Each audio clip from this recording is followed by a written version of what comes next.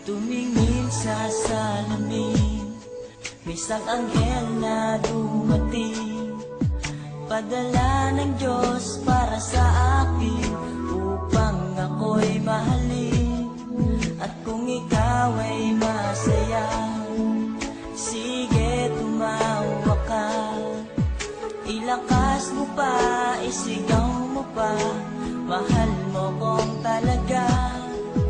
Minahal naman kita, bakit ako iniwan mo? Now I realize to make apologize, wala kang kwentang girl.